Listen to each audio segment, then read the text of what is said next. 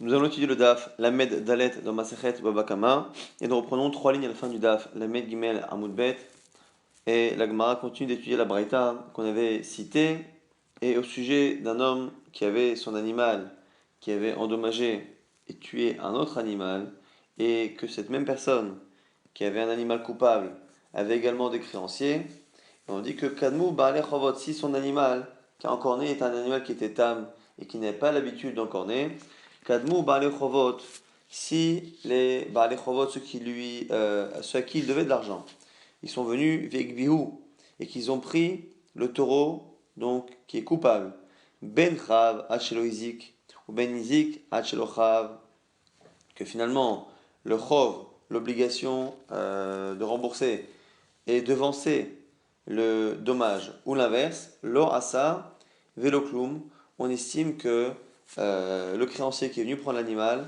n'a rien fait, et donc on a la victime qui peut aller voir cette personne et lui dire voilà, le taureau que tu as pris parce que tu étais le créancier de monsieur, ce taureau-là a encorné le mien, que ce soit avant la dette ou après la dette, et donc quoi qu'il arrive, le Nizak peut récupérer. Les fiches en meshalem et la migoufo, car un short qui est tam paye, le propriétaire doit payer avec le gouffre, avec l'animal lui-même, et donc celui qui est la victime est le créancier principal.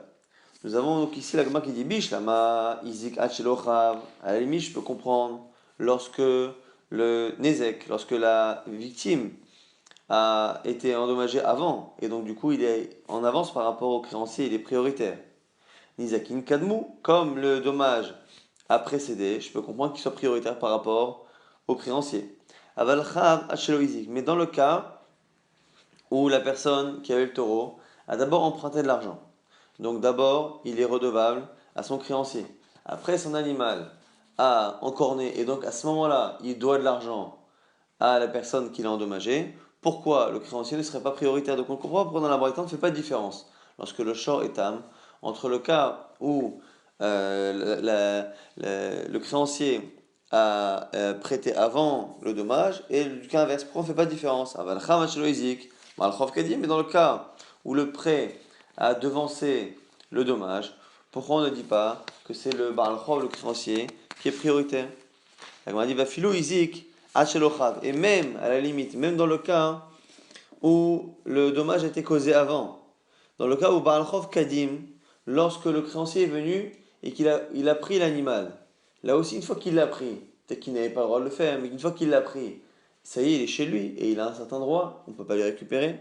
Shmamina Baal Chov, Meuchar, Shekadam Vegava, Mashegava Logava, est-ce que tu voudrais me dire, ce qui est faux dans la halakha, que lorsque l'on a deux Baalei Chovot, un qui a prêté de l'argent en 2014, on donne un exemple, l'autre qui a prêté de l'argent en 2015, et donc il doit à deux personnes, et le créancier de 2015 vient et va récupérer chez l'endetté une partie de ses biens. Est-ce que ça veut dire que le créancier de 2014 peut venir annuler cela? C'est faux. Donc on ne comprend pas pourquoi ici on donne priorité, quoi qu'il arrive, au Nizak à la victime, même s'il est en retard, soit en retard parce que le dommage a été causé après la créance, soit parce que même s'il a été causé avant, le créancier ayant déjà pris l'animal, il a un temps d'avance, quoi qu'il arrive, sur le Nizak. La Gemara dit lo. Alors là, mais malach, mashegava gava, la Gemara dit non, non, non, on continue de penser que non, lorsque le dommage il a été causé après, effectivement, il est secondaire, et lorsque le créancier a pris son dû, il est prioritaire, même s'il y a des créanciers qui étaient avant lui. Mais simplement ici c'est spécial. Shane Atam, mais dans notre cas c'est spécial. De Amale, Ilou Gabar Ava, Lominach Ava Gavele. Pourquoi? Parce que là ici, la victime peut récupérer le taureau qui a été pris par le créancier parce qu'il peut lui dire écoute, moi, je ne viens pas récupérer de la personne, je viens me payer avec l'animal. C'est-à-dire que c'est vrai que tu es le créancier de cette personne-là, mais au final, moi, mon taureau a été tué par ce taureau. Et ce taureau-là, finalement, qu'il ait été chez cette personne-là, je dois me faire payer par ce taureau. Et même si, comme tu étais le créancier, même si ce taureau avait été chez toi parce que tu l'avais récupéré, et qu'il avait fait ce dommage, quoi qu'il arrive, j'aurais été payé par rapport à cet animal. Et l'Ugabachava, s'il était chez toi l'animal, L'omina chava gavel, est-ce que je ne me serais pas fait payer par cet animal?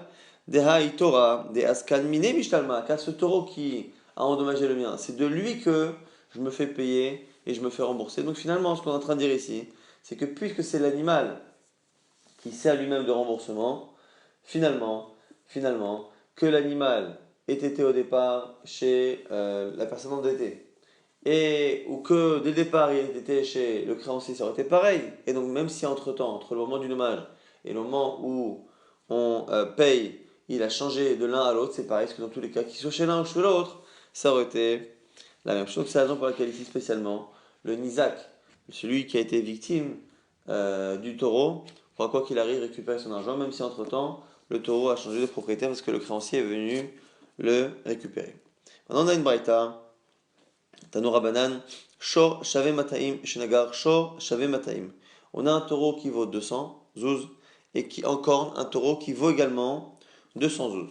Maintenant, combien vaut la blessure, en tout cas la mort de l'animal? Combien maintenant vaut l'animal mort?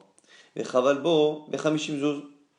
Et la blessure qu'il a fait que finalement cet animal ne vaut maintenant que 50 zouz.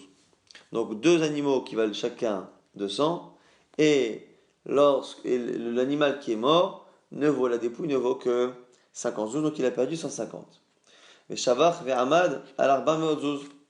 Et finalement, le cours de l'animal a augmenté, ou de ce type d'animal en tout cas, et finalement l'animal mort est passé des 50 qu'il valait au moment où il meurt, et il a dépassé non seulement cette valeur-là, mais il a même dépassé la valeur qu'il avait au tout départ vivant, ce qui était de 200, il est passé à 400. Et là, on se demande, est-ce que la personne qui a causé le dommage peut finalement s'exempter de payer en disant, voilà, normalement, j'aurais dû te payer parce qu'il y a un dommage, mais là, au final, par rapport au moment où ton animal était vivant, il valait 200. Maintenant, mon animal te l'a tué effectivement, mais maintenant il en vaut 400. Qu'est-ce que tu veux que je te rémunère? Il n'y a plus de dommages puisqu'il a gagné la valeur. On ne peut pas dire cela. Pourquoi? Parce qu'il malait loïsico. Parce que s'il vaut 400 morts, ça veut dire que s'il ne l'avait pas tué, il aurait valu 800.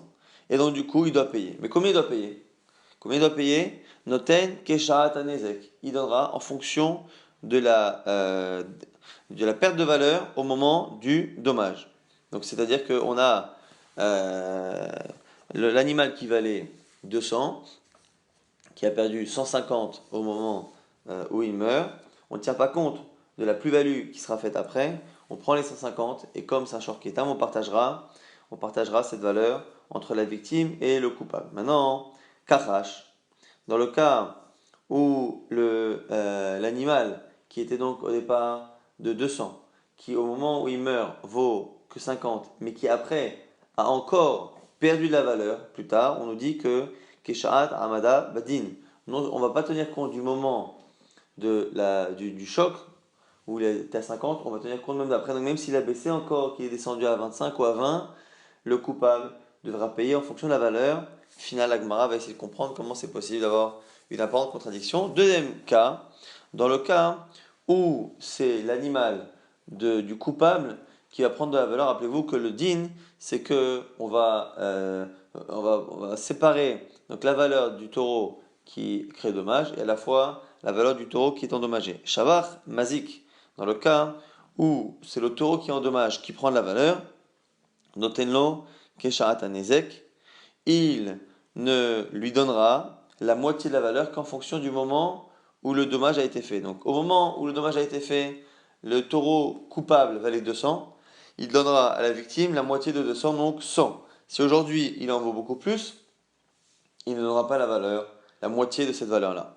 Maintenant, dans le cas où Kahash, il a perdu la valeur, il lui donnera Keshaat Amadabadin. Il lui donnera en fonction de la valeur finale. Donc si au moment du choc, il vaut 200, mais que plus tard, il en vaut moins, il donnera la moitié de cette valeur. Là aussi, on a l'impression qu'on a une contradiction. Est-ce qu'on se base sur le début ou sur la fin?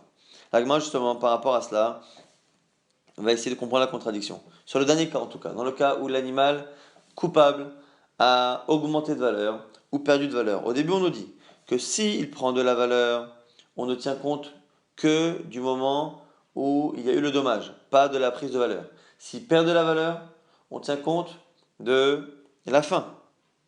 Donc on se demande pourquoi. Amarmar, Shavach Mazik Noten Kishata Nezek, tu m'as dit que s'il a pris de la valeur, tu ne tiens pas compte de la prise de valeur. Tu prends la valeur de l'animal au tout début. Mani, ça va comme qui? C'est comme Rabbi Ishmael, Damar qui pense que Rabbi Ishmael, Deba al-Chovu, Vezouze, Hodema Sikle. Et c'est un problème de vision entre Rabbi Ishmael et Rabbi Akiva. Est-ce que lorsque la personne a un taureau qui endommage, est-ce que ça devient un endetté? Est-ce que celui qui est la victime devient le créancier de celui qui lui a causé un dommage? Est-ce que leur relation est une relation de dette? Et il lui doit la moitié de la valeur de son taureau et il lui doit la moitié de la valeur du taureau endommagé? Est-ce que c'est une dette qu'il a? Ou est-ce que lorsque la Torah a dit qu'ils devront partager, c'est parce qu'ils sont associés? Eima Sefa, alors je comprends pas la fin. Karash, Kesha, quand tu me dis que lorsqu'il il a perdu la valeur, le taureau qui a endommagé a perdu la valeur, on dit qu'on ne tient pas compte de la valeur de base, mais la valeur finale. Atane Rabbi Akiva, ça va comme Rabbi Akiva, des Amar qui pensent que Shutafenino qui sont associés, et les associés, finalement, supportent les pertes de valeur de leurs biens qu'ils possèdent en association, ils le supportent ensemble. Reisha Rabbi Shmuel, Vesefa Rabbi Akiva, le début c'est Rabbi Shmuel, la fin c'est Rabbi Akiva. En gros, la contradiction, c'est qu'on ne comprend pas si on tient compte du début ou de la fin. Et le début et la fin, non seulement ça a l'air des contradictions, mais pourquoi c'est contradictoire? Parce que tenir compte de la valeur du début, c'est partir du principe que la personne qui a un taureau qui est coupable est endettée par rapport à la victime. Et donc, si elle est endettée, à partir du moment où la dette a été créée, elle ne changera pas. Et à ce moment-là, elle ne devrait pas changer ni en bien ni en mal. Que l'animal perde ou augmente de valeur, ça ne devrait pas changer. Si par contre, on part du principe qu'ils sont associés, ça veut dire que les deux animaux leur appartiennent à part égale, et du coup, à la fin, ils partageront, quelle que soit la valeur finale, qu'elle ait augmenté ou qu'elle ait. Mais c'est donc soit on devrait tenir compte de la valeur de départ tout le temps, soit tenir compte de la valeur d'arrivée tout le temps, en fonction qu'on tienne comme Rabbi Shmuel, Rabbi Akiva, que la personne qui est coupable est un endetté par rapport à la victime ou est associé avec lui, mais le fait d'une fois tenir compte de la valeur de départ et une fois tenir compte de la valeur d'arrivée paraît contradictoire. La dit impossible de dire ça. Kula Rabbi Akivahi, tout l'enseignement de la Braïta, elle va selon Rabbi Akiva, que finalement ils sont shutafin, ils sont shutfei, ils sont associés, et donc normalement on tient compte de la valeur finale. C'est pour ça qu'on nous dit que si l'animal du coupable a perdu de la valeur, on tiendra compte de la valeur finale, même si la victime finalement y perd. Ah, alors pourquoi dans le cas du départ, lorsqu'il a pris de la valeur, cette valeur-là n'est pas non plus au bénéfice de la victime? Quel est le cas? Dans le cas où c'est la personne qui a mis dans l'animal qui est mort, qui a mis justement des choses à l'intérieur de l'animal, qu'il a fourré d'aliments, de choses qui fait que finalement l'animal a pris de la valeur. Et comme il a pris de la valeur, mais que c'est justement la victime, le coupable, qui est la cause de cette prise de valeur, on ne peut pas justement la donner en partage avec la victime. Donc ce qu'on est en train de nous dire ici, c'est que finalement, dans cet enseignement, on tient comme Rabbi Akiva, que le coupable et la victime sont propriétaires en association des deux animaux. Simplement, pourquoi, dans le cas où l'animal a pris de la valeur, on ne fait pas partager cette prise de valeur, cette plus-value avec la victime? C'est parce que ici, c'est pas une plus-value naturelle, c'est une plus-value qui a été causée par le coupable, et donc on ne peut pas en faire bénéficier la victime. Donc, dire, si c'est ça, si c'est dans le cas où c'est la personne elle-même qui a finalement fait des actions pour augmenter la valeur de la nevela, et Marécha, je ne comprends pas le cas du départ. Les cas du départ, c'était dans le cas où c'était l'animal de la victime qui avait pris de la valeur entre le moment où il a été tué, rappelez-vous, il valait 200, au moment où il a été tué, il ne vaut que 50, et entre le moment où il a été tué, où il vaut 50, et le moment où on arrive au Beddin, il a augmenté non seulement de 50 à 200, mais même à 400, il arrivait plus cher que ce qu'il était vivant. Et Marécha Shavar ve'amad alba me'odzuz, dans le cas où l'animal de la victime cette fois est passé à 400 zouz, on ne lui donnera pas les 412, mais on lui donnera en fonction du moment où il a causé le dommage. Et là, m'a dit, keshepitemo, tsechalememar. Et si tu me dis que toute cette braïta parle d'un cas où les prises de valeur, les plus-values sont dues en fait à une action de la personne qui a causé le dommage, il m'a dit c'est évident. C'est évident que dans le cas où la victime a son animal qui est mort et qui est passé de 200 à 50, et que le coupable a fait en sorte, après que cet animal prenne de la valeur, il est tout à fait logique, il n'est même pas nécessaire d'enseigner, qu'il ne va pas devoir payer la moitié de la valeur ajoutée que lui-même a provoquée, alors qu'il est coupable à la base de quelque chose, mais qu'après il a provoqué la prise de valeur, on ne va pas lui demander de payer cette prise de valeur, ça n'a pas de sens. On va dire, Marafapa, tu as raison, Reisha Meshkachatla, Ben des Patma Patoume, ou Ben des Shafra Mimela. Le début de la Braïta, effectivement, parle d'un cas où la prise de valeur, elle est de quelque manière que ce soit. C'est-à-dire, soit une prise de valeur par l'action du mazik du coupable, soit une prise de valeur, naturelle. Et c'est pour ça qu'il y a un chidouche. Et du coup, mais pour nous apprendre, pour nous apprendre que lorsque l'animal a pris la valeur naturellement par lui-même, sans l'action du mazik, qu'on ne tient pas compte de la prise de valeur, mais simplement de la valeur au moment de la mort. C'est et là, par contre, le second cas, où c'est l'animal du coupable qui a pris la valeur, ne peut se comprendre et se lire que lorsque c'est le coupable qui a lui-même fait prendre de la valeur à son animal, pour justement ne pas avoir de contradiction entre Rabbi Ishmael et Rabbi Akiva, pour dire que la Braïta c'est Rabbi Akiva. Donc on a réussi à comprendre cette Braïta qui tient selon Rabbi Akiva, que finalement le coupable et la victime sont associés dans les deux animaux, et donc normalement on ne tient compte que de la valeur finale, puisqu'ils sont les deux propriétaires. C'est pas une dette, mais qu'ils sont propriétaires, simplement sauf dans le cas où c'est le propriétaire lui-même qui a fait augmenter cette valeur-là. On ne peut pas tenir compte de cette augmentation et la donner à moitié à la victime.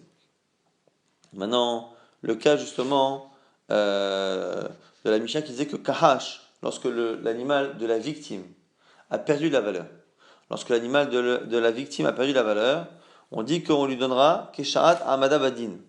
On lui donnera comme la valeur de l'animal au moment du jugement. Donc on a ici un animal qui à la base valait 200. Au moment où il est tué par l'autre taureau, il vaut 50. Et après, entre le moment où il est mort et le moment où le jugement arrive, la dépouille de l'animal a encore perdu la valeur. Et on nous dit ici qu'on ne paiera pas que la moitié des 150 qui ont été perdus au départ, parce qu'il valait 200, il est passé à 50. Mais s'il est encore perdu, on paiera la moitié de tout le dommage. C'est-à-dire que si à la fin il est descendu à une valeur de 20 ou de 10, on paiera la moitié des 200 moins la valeur restante de 10 ou de 20. Et Ragma dit Kachash mechamat mai. Alors, quel est le cas? Et à cause de quoi l'animal a encore perdu la valeur? Il est madé kachasha mechamat melacha. Si c'est parce que la victime elle-même a causé cette perte de valeur. L'animal valait 200 vivant. Il est tué par un taureau, il vaut 50. Et après, la victime utilise la dépouille de l'animal pour faire des choses qui font que la dépouille passe de 50 à 20. Alors si c'est cela, elle est malée. Ah, Makrashta Gana Yahigna, là on peut dire que le coupable va dire attends, moi, mon taureau ne t'a provoqué qu'une perte de 150. Après la perte que tu as fait après, tu causes une perte et tu veux que je paye moi. Amar Ravashi explique des kachash mechamat maka. C'est un cas où l'animal a encore perdu la valeur, mais à cause toujours de la même blessure. Des amarle, car la victime peut lui dire Kana de torach gbirale. C'est comme si la corne de ton taureau était encore enterré, était enfoui dans mon taureau et causait encore des dommages. Donc ce serait un cas où, par exemple, l'animal a été tué. Lorsqu'il est tué, on imagine et on estime que l'animal a perdu 150. Il est passé de 200 vivants à 50 morts, donc il a perdu 150 zouz. Mais après, disons que la blessure va causer une infection et faire en sorte finalement que la bête va en partie s'abîmer et pourrir. Et donc à ce moment-là, on va dire à la personne de payer en fonction du dommage final, puisque finalement on ne pourra estimer la totalité du dommage que lorsqu'on aura vu jusqu'où il y a eu des conséquences de cet encornement. Nouvelle Mishnah à présent. Shor Shave Mataim Shinagar, Shor Shave Mataim, un animal qui vaut 200, qui encorne un animal qui vaut 200. Ve'ena Nevela Yafaklum. Et l'animal mort ne vaut rien. Donc du coup, le dommage causé est égal à 200. Amar Rabbi Meir, nous dit Rabbi Meir, Al Zeidemar. Sur ce cas-là, la Torah a dit, Umacheru et Ashorachai, Vechatsu et Kaspo. Ils vendront, lorsqu'il y a un cas d'un animal qui est encore un autre, ils vendront l'animal vivant, Vechatsu et Kaspo, et ils partageront l'argent. Donc là, on a ici l'animal vivant qui vaut 200 depuis le départ et qui continue de le valoir. On divise cette somme-là et on la partage, on le vend et on divise. Chacun prend 100 et l'animal qui dans tous les cas est mort, bon il est mort. Alors Rabbi lui objecte et lui dit c'est vrai que c'est comme ça qu'il faut faire au niveau de l'halakha, mais tu n'as pas bien expliqué le verset. C'est vrai que tu accomplis la première partie du verset qui dit qu'ils vendront l'animal vivant qui a encorné et ils partageront, mais la suite, mais tu n'as pas appliqué. Mais la suite du verset qui dit que même l'animal mort, ils le partageront, puisque dans ton cas, l'animal mort ne vaut rien. Comment tu appliques le verset qui dit qu'ils vendront la dépouille de l'animal et qu'ils partageront la somme? Alors, dans quel cas on applique le verset? Et Rabbi Yehuda préfère citer un autre cas. Un cas où l'animal de 200, encore un animal qui en vaut 200, mais qui mort en vaut 50. Et donc il reste une valeur. À ce moment-là, qu'est-ce qu'on fait? Chez Zenotel Chatsi Achai, Vechatziamet, Vezenotel Chatsi Achai, Vechatziamet. Chacun récupère la moitié de la valeur de l'animal vivant, donc la moitié des 200, et chacun récupère la moitié de l'animal mort, et donc la moitié des 50. Chacun prend 100 sur le premier, et 25 sur le deuxième, qui vaut 50. Ça, c'est la discussion Rabbi Meir et Rabbi Yehuda, qui est terminée dans la Braïta. Tanura Banan, Shor Shaveh Mataim Shnagar, Shor Shaveh Mataim Anevela Yafa Hamishim Zuz. Le cas d'un animal de 200, qui est encore un animal qui valait 200 et qui mort en vaut 50. Zenotel Chatsi Achai, Vechatziamet, Vezenotel Chatsi Achai, Vechatziamet. Chacun prend la moitié de l'animal vivant, 100, et la moitié de l'animal mort, donc 25. Mais Zeu Shoramo Batora, et c'est ça, le cas qui est cité dans la Torah. Dit Rabbi Yehuda, c'est les paroles de Rabbi Yehuda. Donc la Braïta commence par la réponse de Rabbi Yehuda. Chez nous, c'était la réponse, la fin de la Mishnah. Cette fin de Mishnah sert de début de Braïta. Maintenant, on a la réponse de Rabbi Meir. Rabbi Meir Omer, il va dire En zehu shor amo batora, c'est pas ça le cas de la Torah. Et la shor shave mataim, shnagar, la shon, les shor shave mataim, il répète ce qui a dit marqué dans la Mishnah, c'est-à-dire c'est un cas où l'animal qui encore vaut 200, l'autre vaut 200, et que l'animal mort ne vaut rien du tout. Et là-dessus, on applique le passage qui dit qu'on vendra l'animal vivant et qu'on le partagera. Et la ma'ani mekayem, mais que faire du verset qui dit, la fin du verset qui dit qu'on partagera même l'animal mort? Comment moi je le comprends selon mon Rabbi Meir? Pechat shepratomita machatzin bachai. Pour nous dire non pas qu'on prend l'animal réellement, qu'on le vend et qu'on partage l'argent, mais pour nous dire finalement, que la perte occasionnée par la mort sera partagée, mais sur le partage de l'animal vivant. Donc on utilisera l'animal vivant qui vaut 200, qu'on partagera, pour finalement imputer aux deux la valeur de l'animal mort. L'animal qui est mort valait 200 et maintenant mort il en vaut 0, c'est comme ça que Rabbi Meir explique le cas du Passouk, il en vaut 0. Et finalement, cette perte de 200 va être imputée à chacun. Une perte de 200, on la partage en deux.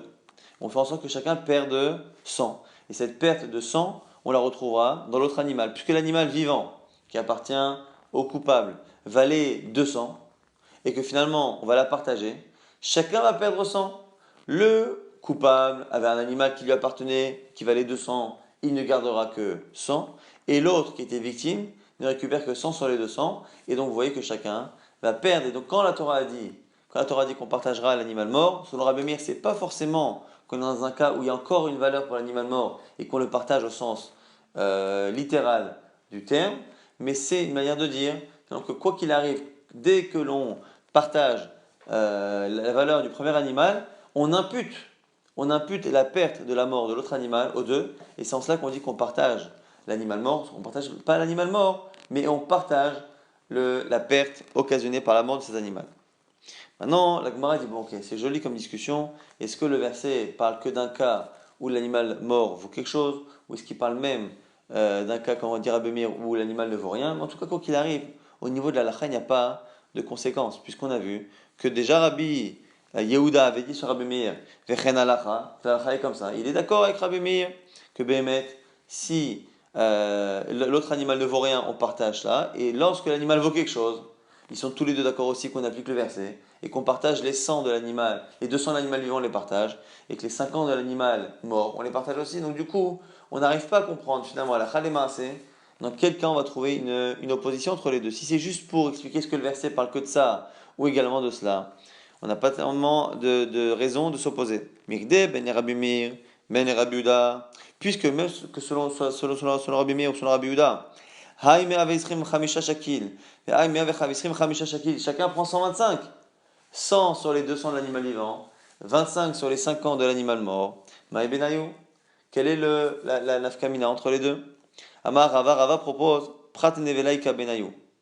Prat Nevela, la perte de valeur de la Nevela. Si l'animal, entre le moment où l'animal meurt et le moment où le jugement arrive, si l'animal mort perd de la valeur, est-ce que cette perte de valeur est imputée à quelqu'un ou pas? Selon Rabbi Meir, savoir Prat Nevela, Denisa Kave.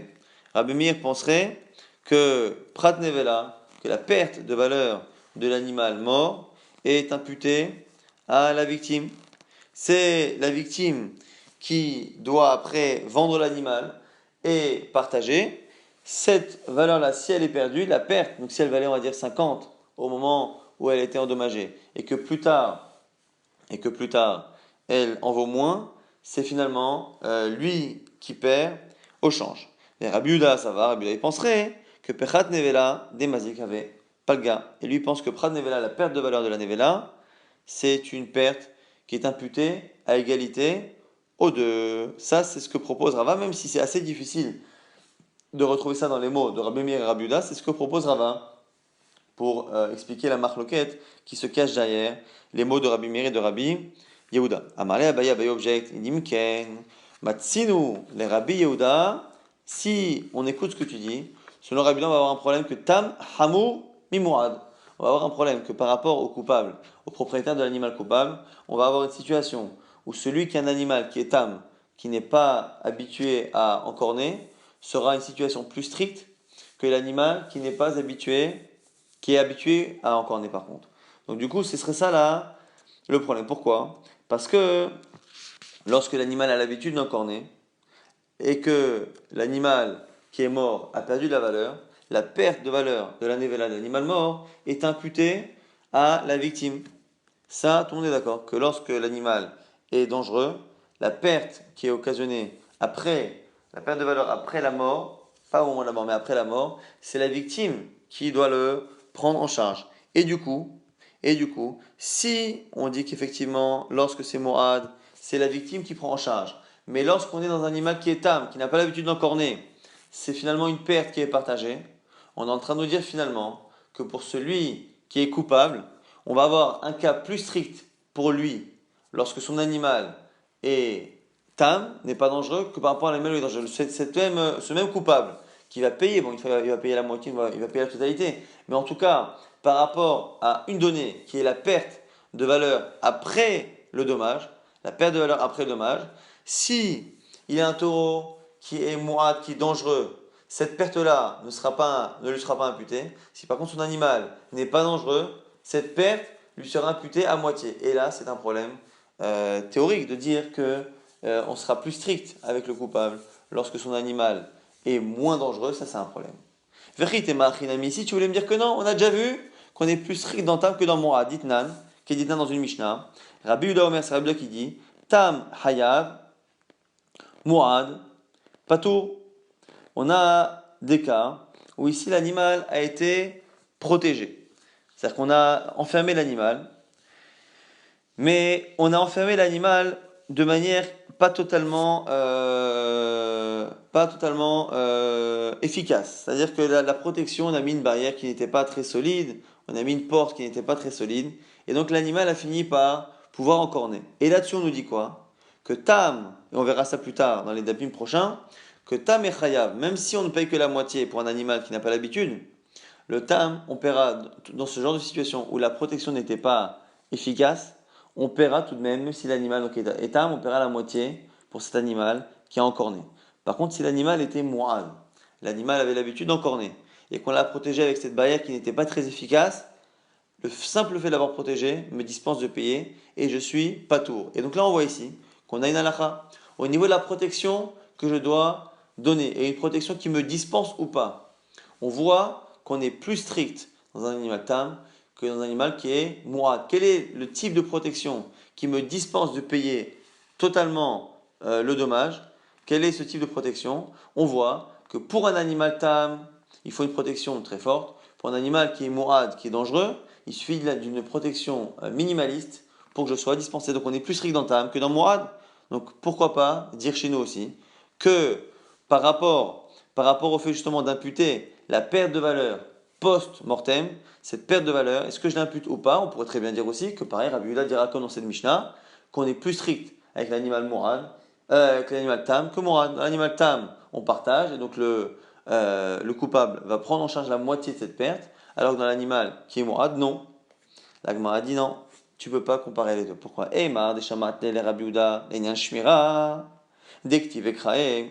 Autant par rapport à la Shmira, par rapport à une protection, j'ai protégé mon animal, j'ai surveillé avec une barrière minimaliste, ça, le fait de faire une différence entre Tam et Moad, et une différence qui est à l'envers de la logique première, ça, à la limite, Dektiv Ekrae, c'est marqué dans les versets, comme on le verra plus tard. Rabbi Yehuda utilise des versets pour expliquer sa logique, qui est difficile à comprendre, mais en tout cas, ici des versets. Et donc, les versets peuvent aller à l'encontre de la logique, et finalement, on tient compte du verset sans se poser de questions. Les Yan Tashomin, par contre, lorsque l'on doit rembourser et imputer ou pas au coupable la perte de la valeur post-mortem de l'animal, Mishamatle, est-ce que tu as entendu parler d'un verset qui dit ça? Donc du coup non, Vehatania, au contraire, on voit que Rabbi Yehuda par ailleurs a l'air de tenir cette logique que l'on a, de dire que normalement on ne peut pas être plus strict dans Tam que dans Moed, si ce n'est encore une fois au sujet de la Shmira, de la barrière, où là c'est Xerat HaKadosh, c'est marqué dans la Torah. Mais on a Rabbi Yehuda qui dit Yachol shor shave mané, shinagar shor shave chamesh laim, vanevela yafa sela.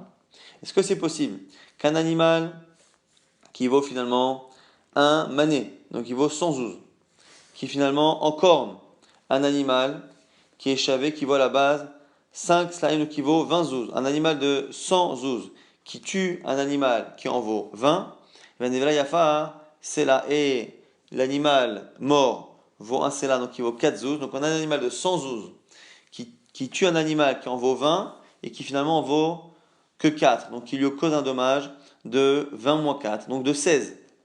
Est-ce que Zenotel Chatsiachai ve Chatsiamet, Zenotel Chatsiachai ve Chatsiamet, est-ce qu'on peut appliquer le din de la Torah qu'on partagera l'animal vivant et l'animal mort? Donc imaginez une personne qui a un animal qui en vaut 20, qui est mort en vaut 4, donc il ne perd que 16. Mais si on applique le verset, on partagera l'animal vivant, donc l'animal coupable, qui en vaut 100. C'est un beau taureau qui en vaut 100. Et on partagera l'autre, donc lui il va récupérer la moitié de 100 et la moitié de 16. Il va récupérer 108, 58 mais la moitié de 100, donc 50, et la moitié de 16, 8, 58. Alors qu'à la base il avait un animal de 20 qui n'a perdu que 16, il va gagner. Amar, Mu'ad, la mayotse. Mais dis-moi, pourquoi on exclut le cas de Mu'ad? L'achmir alav, ou l'akil alav, est-ce que c'est pour être plus strict ou moins strict? Avoman achmir alav, n'est-ce pas que c'est pour être mahmir?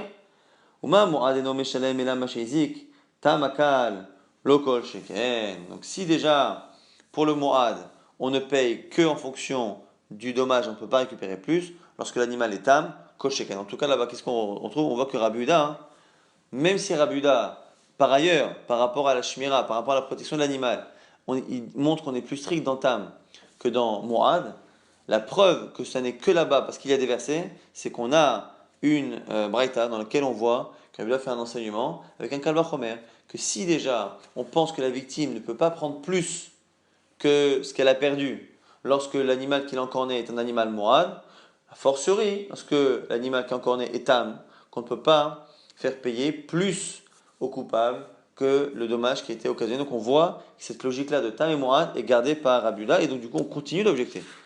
Rava, encore une fois, rappelez-vous qu'on est Marcoquet, Rabbi Meir et Rabbi Yehuda sur le verset. Est-ce que le verset qui dit qu'on partagera le mort et le vivant, ça parle forcément d'un animal qui vaut encore quelque chose ou pas? Selon Rabbi Yehuda, il faut qu'il vale quelque chose. Selon Rabbi Meir, non. On avait dit, mais quel est le nafkamina les marassés? Il n'y a pas de nafkamina.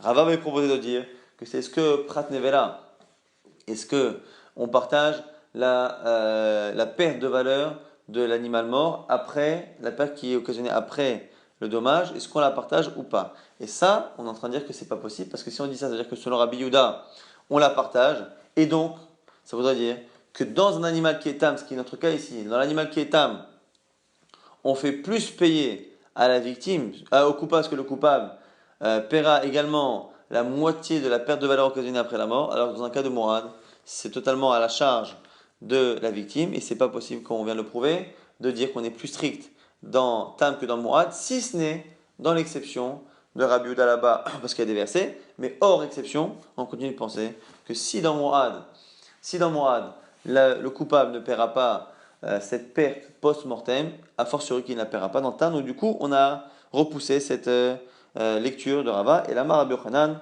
Shvach Nevela Ika Benayu. Non, la nafkamina, c'est pas la perte de valeur après la mort, mais le gain de valeur après la mort. Demar Savar, Denis Zakave, Omar Savar, Palga. Rabbi Meir, il pense que c'est la victime qui va bénéficier de ce gain de valeur, et selon Rabbi Yehuda, c'est un gain de valeur qui sera partagé.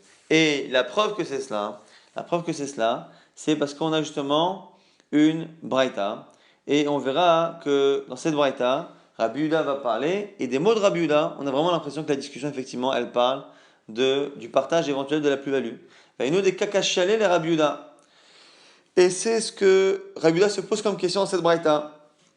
Ashadama, Trazahamana, il avait des mazik, des shakil, beshifra.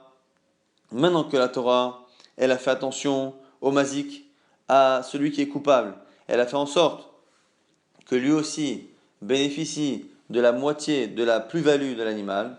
Yachol, Shor Shaveh Hamesh, est-ce qu'on pourrait arriver à une situation où un animal qui vaut 5 slaim, donc qui vaut 20 zouz, un là c'est 4 zouz, donc qui vaut 20 zouz. Chez Nagar Shor Shaveh Mané, qui tue un animal qui lui en vaut 100. Un mané ça vaut 100 zouz. Vanela Yafa Hamishim zouz, et l'animal mort en vaut 50. Zenotel, Chatsiachai, Chatsiamet, Zenotel Chatsiachai, Chatsiamet. À ce moment-là, on va dire quoi? On partage donc les deux animaux. Et si c'est cela, cette fois, c'est la personne qui est endommagée, qui est gagnante. Pourquoi? Parce que son animal à lui à la base valait 20 zouz. Il valait 20 zouz. Et il a encore né un animal qui, mort, en vaut 50. Donc lui, il avait un animal qui valait 20 zouz. Il va perdre 10 zouz qu'il va donner à l'autre. Mais il va récupérer la moitié des 50 de l'animal mort. Donc il va récupérer 25, il perd 10 et il récupère 25, il gagne 15 au final. Donc il est gagnant, à la fin il a 35, alors qu'il avait un animal qui valait 20. Amar techad matsino mazik niskar. Où est-ce qu'on a vu qu'un mazik, quelqu'un qui endommage, peut être gagnant chez Zeniskar? Pas possible, c'est la première objection. Véomer en plus il dit Shalem yeshalem ba'alashor. Il paiera le propriétaire du taureau. Ba'alim yeshalmim. Le fait qu'on ait répété 2 fois qu'il paiera nous apprend que le coupable, et donc le propriétaire de l'animal coupable, ne peut que payer et jamais recevoir. En tout cas, de cette discussion là-bas, de ce raisonnement que fait là-bas Rabbi Yehuda, on voit qu'à la base il dit Asha de Amatra Hamana, il avait des mazik, des shakil, beshifra. Maintenant que tu as dit, c'est la nacha de base qui nous prouve que Rabbi Yochanan a raison, maintenant que tu m'as dit que la Torah a fait attention au coupable et lui fait bénéficier de la moitié de la somme de la plus-value, qu'il est justement il est shakil beshifra, de ces mots-là on déduit que selon Rabbi Yehuda et la discussion Rabbi Meir et Rabbi Yehuda est-ce que finalement on fait bénéficier à moitié le coupable de la prise de valeur de l'animal après la mort. Une fois qu'il est mort, il a perdu la valeur, après il en gagne. Est-ce qu'on fait partager cette prise de valeur ou pas? Et c'est pour ça que Rabbi Yehuda peut commencer à dire ça dans la Braïta et après s'étendre et se poser la question de est-ce que de manière générale le coupable peut devenir gagnant par rapport à la situation de base. En tout cas, on a bien la preuve que c'est comme Rabbi Yochanan que la discussion porte sur la plus-value éventuelle d'un animal post-mortem. Maintenant, la Gemara essaie de comprendre cette braïta. Dans cette braïta, Rabbi Yehuda se pose une question, est-ce que la personne peut être gagnante? Et il dit 2 choses. Il dit Echad Matsino, que un mazik niska. Où est-ce qu'on a vu que quelqu'un qui endommage peut être gagnant, ça n'a pas de sens. Donc au niveau de la logique, c'est pas possible. Donc il faut absolument trouver une solution pour que ça n'arrive pas. Et on ne peut pas appliquer donc le pasouk. Et à la Gemara après, et la Braïta continue et donne une autre preuve. Et en plus, c'est marqué Shalem Yeshalem, Pera et Pera. Pourquoi c'est marqué deux fois Ipera? Pour dire que Ipera. Et que dans la situation où tu crois qu'en partageant, il pourrait gagner, c'est pas possible. Parce qu'il ne fait que payer, il ne peut pas recevoir. Maïve Omer. La Gemara pose la question, pourquoi avoir répété le verset après? Pourquoi deux? Parce que Vechit Eman Emile Chadekap Seida Lanizak. Pour te dire pourquoi tu as besoin du verset. Parce que tu aurais pu penser que la personne ne doit pas être gagnante, que le mazik, le coupable, ne doit pas être gagnant. Tu aurais pu penser que c'est que dans le cas des Ikap Seda Lanizak, où il y a une perte pour la victime. Exemple, donc on a un animal ici qui, donc c'est le cas qu'on a cité, c'est-à-dire on a la personne qui endommage, qui est un animal qui ne vaut pas grand-chose, qui endommage un animal qui lui vaut de l'argent et qui même mort, l'animal vaut plus que l'animal coupable. Donc lorsque l'animal qui est victime mais qui est mort vaut plus que le coupable, là, tu aurais pu me dire que là, c'est une logique, effectivement, qu'on ne va pas partager les deux et l'argent des deux et finalement faire gagner le coupable en plus sur le dos de la victime, puisque la victime, ne récupérant que la moitié de son animal et la moitié de la valeur de l'animal coupable, mais qui ne vaut pas grand-chose, il est perdant. Donc là, tu aurais pu penser que le mazik, que celui qui est en corne, ne peut pas être gagnant parce que ici c'est au détriment de la victime, mais peut-être, mais dans le cas où le gain que va faire le coupable n'est pas au détriment de la victime, Kegon exemple, Shor Shaveh Chamesh Laim, Shnegar Shor Shaveh Chamesh Laim, Venevela Yafa Shoshim Zuz, dans le cas où on a un animal qui vaut 20, qui est en corne, un animal qui vaut 20, et l'animal qui est mort a pris la valeur, et maintenant il vaut 30. On aurait pu dire que dans ces cas-là, Shakil Lami, Mazek Beshifra, on aurait pu penser que dans ce cas, on partage même le gain, et dans ce cas, il sera gagnant. Il avait un animal qui vaut 20, comme finalement à la fin, il va partager son animal de 20 et l'animal de 30, il va gagner à la fin 5, il va avoir 25 à la fin. Et là, tu ne peux pas dire que c'est la victime qui finalement paye cette chose-là, puisque finalement c'est une plus-value qui a été causée justement par la mort. Tu aurais pu penser que dans ce cas-là, ça n'est pas en contradiction avec la logique, puisque le coupable ne s'enrichit pas au détriment de la victime. C'est pour ça qu'on a dit Omer, non, c'est aussi exact à Katouv, Shalem et Shalem, quoi qu'il arrive, il ne peut pas gagner d'argent. Soit Shalem et Shalem, il paiera, il dépensera, mais recevoir l'argent, c'est impossible, même si c'est pas au détriment de la victime. Be'alim et Shalmim, ve'en ba'alim notlim, que les propriétaires de l'animal coupable ne peuvent que payer et jamais récupérer de l'argent. Maintenant, l'Agmara va objecter sur, encore une fois, la discussion Rabbi Meir et Rabbi Yehuda. Est-ce que, lorsque la Torah dit qu'on partagera l'animal mort, est-ce que finalement c'est dans un cas où l'animal mort vaut quelque chose, ou comme a dit Rabbi Meir, il suffit qu'il y ait un animal vivant qu'on partage, où on peut finalement dire que même si l'animal mort ne vaut rien et qu'on ne le vend pas, qu'on ne le partage pas, quand la Torah dit qu'on le partage, c'est-à-dire qu'on partage l'imputation de cette perte. Cette perte de cet animal-là sera imputée de manière égale aux deux. Amarle Ravacha, Bartachlifa le Rava, objection de Rava, de Ravacha à Rava. Ikem matzinu le Rabbi Uda, tam meshalem yotem mechatzi nezek. La Torah amra, umachu et ashorachai, vechatzu et kaspo. Donc nous dit ici Ravacha, il dit puisque selon Rabbi Yehuda, on est dans un cas où techniquement l'animal vivant vaut quelque chose évidemment et l'animal mort vaut quelque chose. Finalement, ce qu'on a dit, on peut se retrouver dans un cas où le tam, il est meshalem yotem mechatzi nezek, dont on apprend finalement qu'on ne peut pas payer plus que chatzi nezek. L'Agma dit itle le Rabbi Yehuda prat sheprata mita machatzin bachai. L'Agma dit non, mais Rabbi Yehuda est d'accord avec Rabbi Meir dans l'absolu que prat sheprata mita machatzin bachai, que réellement lorsque l'animal ne vaut rien, qu'on partage l'animal vivant et que finalement on est doresh le pasouk en disant que finalement c'est une manière d'imputer la mort de l'animal aux deux, il est d'accord. Là, il m'a dit mais Nalé, comment il peut le dire, puisque lui lit le verset de manière littérale.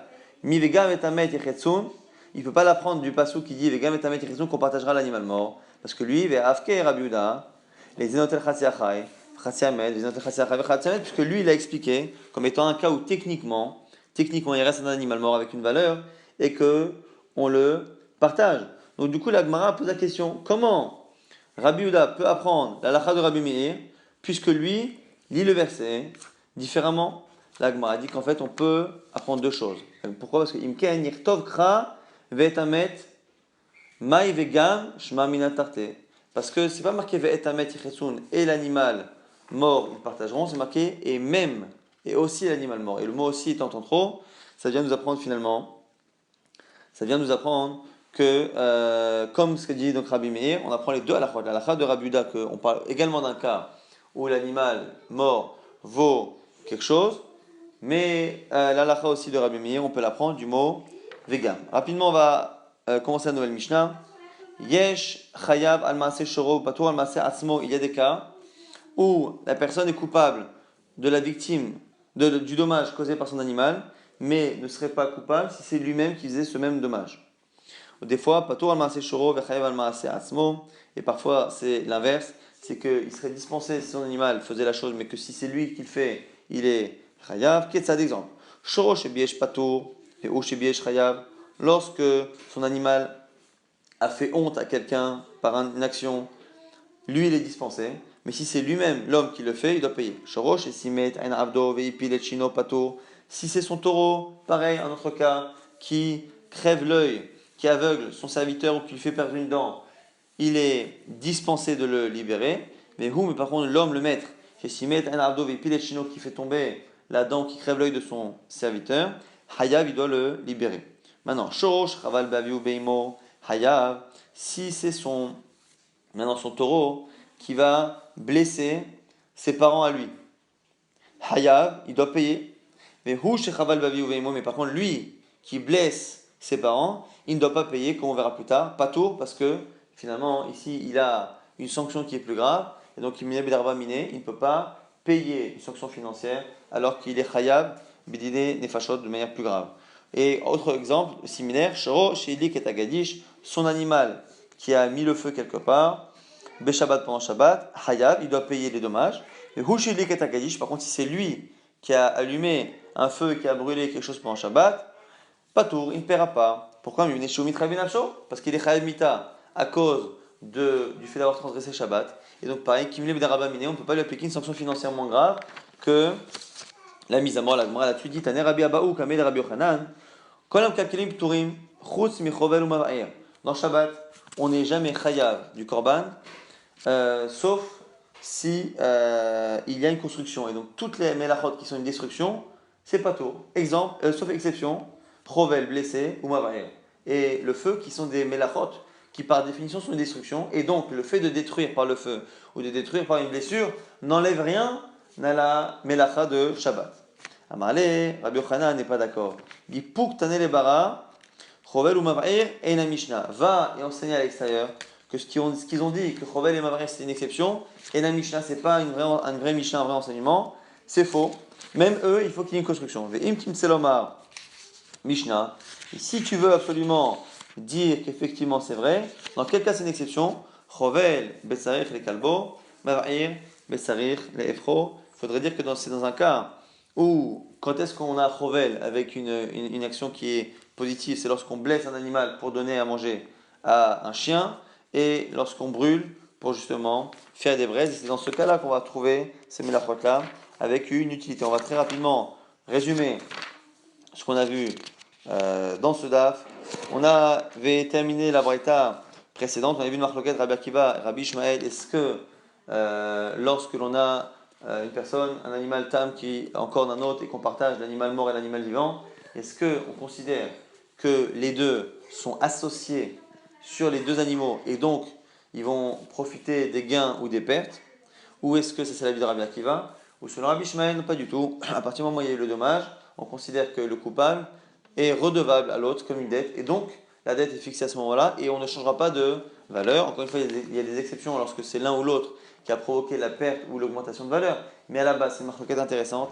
Est-ce qu'on considère qu'ils sont associés jusqu'au bout, ou est-ce que c'est une dette finalement qui est causée par la victime, qui par le dommage, et donc une dette que le coupable a envers sa victime. Après, on avait vu le marloquette Rabbi Meir Rabbi Yehuda sur l'explication du verset qui dit qu'on partagera l'animal vivant et l'animal mort.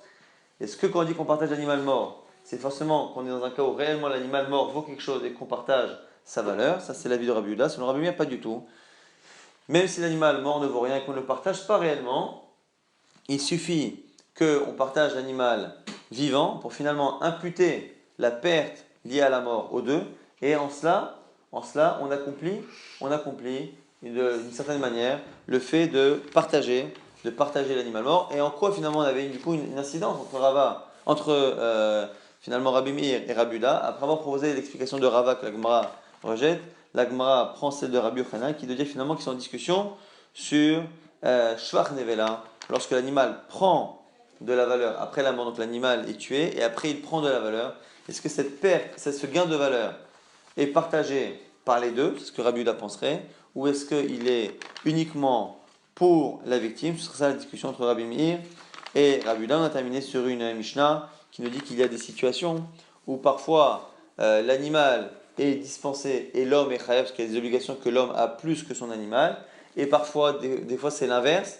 C'est l'inverse. Pourquoi? Parce que c'est pas que l'homme est moins chayav que l'animal, mais parce que justement parfois l'animal est tellement plus chayav qu'il est chayav mita, comme sur la blessure de son père ou sur Shabbat. Le fait d'avoir une sanction qui est plus grave fait que finalement il y a Kimleb Darbamino, on ne peut pas lui appliquer une sanction financièrement grave alors qu'il est chayav mita. Et la Gemara avait terminé sur une discussion. Est-ce que, comme toutes les autres melachot de Shabbat, Mav'ir et Chovel, blesser et mettre le feu, est-ce que ce sont deux melachot qui nécessitent qu'il y ait à la fin quelque chose de positif, une construction, et dans la kavana une construction, pour être hayav, ou est-ce que ce sont des exceptions, et qu'on dira ici que, exceptionnellement, on aurait des melachot qui seraient des destructions, et qui tout de même seraient des melachot de Shabbat sur lesquels on est hayav d'apporter un